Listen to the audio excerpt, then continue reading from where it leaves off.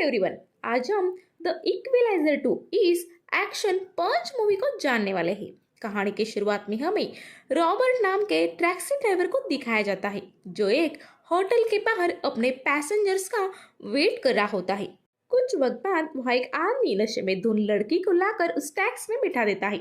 Robert app से मिले location पर उस लड़की को ड्रॉप करने जा रहा होता है। सिग्नल पे जब वो रियर व्यू मिरर से पीछे देखता है तब उसे उस लड़की के साथ कुछ गलत हरकत हुई है एक पता चलता है। उस लड़की को घर पर सेफली ड्रॉप कर वापस उसी होटल रिटर्न आ जाता है। वहां के एक रूम में एंटर कर और उसी आदमी से पैसेंजर लड़की के साथ हुए असॉल्ट के बारे में डिस्कस करने लगता है। तभी वहां बैठा दूसरा आदमी डोर को बंद कर देता है और वो रॉबर्ट के पास बढ़ता है।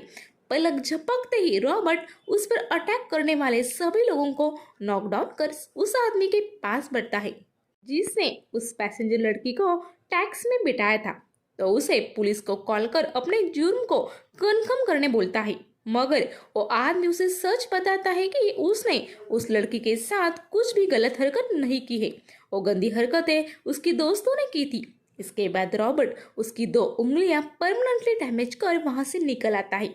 जब वो अपने घर लौट रहा होता है तब हमें फ्लैशबैक में दिखाया जाता है कि रॉबर्ट पहले CIA का एक अंडरकवर एजेंट था। एक अटैक के दौरान वो अपने वाइफ को खो देता है, जिसके बाद वो अपने काम को छोड़ने का प्लान बनाकर एक एक्सीडेंट का प्लॉट कर अपने आप को मरा हुआ दिखाता है और अपनी आइडेंटिटी चेंज कर जी रहा होता है। रॉबर्ट जब घर पर आता है तब उसका घर सजाया होता है और वहाँ एक केक भी रखा होता है। लाइट्स ऑन करने पर वो वहाँ अपनी दोस्त सुजान को देखता है जो उसकी सीनियर ऑफिसर थी और आज वो रॉबर्ट के वाइफ के जन्मदिन को मनाने वहाँ आई थी। रॉबर्ट उसे देखकर इमोशनल होता है। फिर वो दोनों केक काटकर जूली की यादों को ताज़ा करते हैं।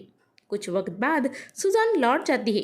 अगले सीन में हमें दिखाया जाता है कि सैम नाम का एक CIA एजेंट जब अपने घर पर लौटता है तब वो अपने वाइफ को घायल हालत में बैठा देखता है। वो तुरंत अपनी गन निकाल कर अलर्ट होता है।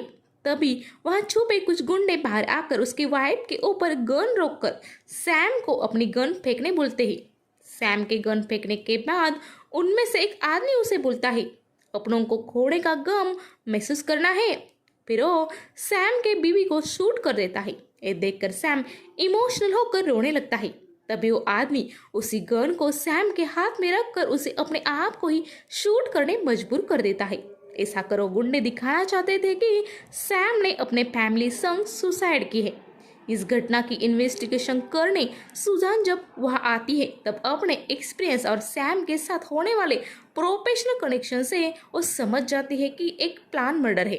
वो अपने सीनियर्स को वारदात की जगह मिले कुछ ऐसे प्रूफ्स दिखाती है, मगर उसकी बातों को उसका कलीग माइल्स एक्सेप्ट नहीं कर रहा होता है। फाइनली एक लॉन्ग डिस्कशन के बाद उसके सीनियर्स भी कन्विंस हो जाते हैं और डिटेल इन्वेस्टिगेशन करने बोलते हैं। उसी रात जब सुजान अपने होटल लौटती है तब वहाँ कुछ लोग आकर उस पर हमला कर उसे खत्म कर देते हैं। जब इस बात की खबर रॉबर्ट को पता चलती है तब वो काफी दुखी होता है और सुजान के घर जाकर उसके हस्बैंड से मिलता है। वो उसे सुजान का मर्डर चोरी के मकसद से हुआ है इस पुलिस के रिपोर्ट के बारे में बताते हैं। साथ ही उसके रूम से मिली उसकी कुछ चीजों को भी उसे दिखाते हैं। सुजान मामूली चोरों के हाथों मारी गई है। ये बात रॉबर्ट को एक्सेप्ट नहीं थी। वो पूरे मामले को अपने तरीके से इन्वेस्टिगेट करने की ठान कर वहां से लौट जाता है। अपने कुछ सॉफ्टवेयर्स के जरिए उस होटल के सिक्योरिटी सिस्टम को हैक कर लेता है। जहां सुजान का खून हुआ था चेक करने पर देखता है कि वहां 2 लोग उस रात सुजान के रूम की तरफ आए थे, जिसके बाद का फुटेज जानबूझकर डिलीट किया गया होता है। उन 2 लोगों के बॉडी लैंग्वेज से वो समझ जाता है कि वो लोग कोई मामूली चोर नहीं थे और एक प्लान मर्डर है। वो अगले दिन माइल्स को जाकर मिलता है जो सुजान को इस केस में असिस्ट कर रहा था। रॉबर्ट को देखकर माइल्स शॉक होता है क्योंकि उनको लगता था कि वो तो मर चुका है। तब उसे रॉबर्ट अपनी स्टोरी बताता है और उससे सुजान के ऊपर हुए हमले के बारे में पूछता है। जब वो उसको उन 2 लोगों की फोटोज दिखाता है तब माइल्स चौंक जाता है। वो समझ जाता है कि अब रॉबर्ट इस मामले में ध्यान दे रहा है। वो उसे बताता है कि इन 2 चोरों की कल रात ही एक बॉम्ब एक्सप्लोजन में मौत हुई है। ये सुनकर अब रॉबर्ट का शक यकीन में बदल जाता है। सुजान की मौत के पीछे जरूर कोई बड़ी साजिश है। अगले दिन जब रॉबर्ट अपनी कैब सर्विस दे रहा होता है तब एक पैसेंजर का बिहेवियर उसे थोड़ा अजीब महसूस होता है। जब वो रियर व्यू मिरर से उसे देखता है तो वो समझ जाता है कि एक प्रोफेशनल किलर है। फिर रॉबर्ट अलर्ट ही रहता है। एक वक्त जब वो पैसेंजर अपने पास का चाकू निकालकर हमला करने जाता है तब रॉबर्ट तुरंत अपने कार के ब्रेक्स अप्लाई करता है, जिस वजह से वो आदमी आगे आ जाता है। रॉबर्ट उसके हाथ से वो चाकू गिरा देता है। फिर वो कार को अनस्टेबल तरीके से चलाने लगता है, जिस वजह से वो किलर पीछे अनस्टेबल ही होता है। एक वक्त जब वो अपनी गन निकालता है तो फिर से रॉबर्ट कार को एक ब्रिज के नीचे तेजी से मोड़ देता है, जिस वजह से वो किलर पीछे अनस्टेबल होता है। एक वक्त जब वो अपनी गन निकालता है तब फिर से रॉबर्ट कार को एक ब्रिज के नीचे तेजी से मोड़ देता है, जिस वजह से वो किलर पिछले सीट से आगे के सीट पर फोर्सफुली आ जाता है। पलक झपकते ही रॉबर्ट उसी के गन से उसे शूट कर देता है। फिर वो उस आदमी का फोन अपने पास रख लेता है। ये वारदात एक एक्सीडेंट दिखाने के लिए वो कार को जला देता है। अब रॉबर्ट समझ जाता है कि माइल्स का इस हमले में हाथ जरूर है, क्योंकि अब सिर्फ CIA टीम से वही जानता था कि रॉबर्ट जिंदा है और वो सुजान के मर्डर केस में ध्यान दे रहा है। अगले दिन रॉबर्ट अपने ओल्ड कॉलीग माइल्स के घर पहुंच जाता है।